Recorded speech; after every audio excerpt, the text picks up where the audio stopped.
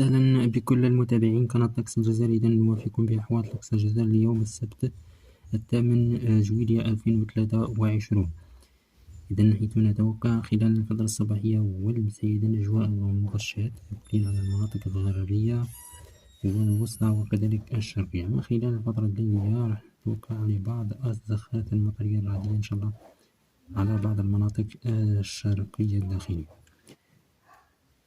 أما درجات الحرارة، إذن درجة الحرارة ستعرف ارتفاع جدا كبير، ستتعدى 40 درجة على المناطق الشرقية كولاية قسنطينة إن شاء الله. أما المناطق الوسطى كذلك تتراوح إن شاء الله ما بين 35 درجة. أما المناطق الغربية راح تتراوح إن شاء الله ما بين 33 إلى 34 درجة أو 33. أما المناطق الصحراوية كولاية بشار 42 وإليزي ما بين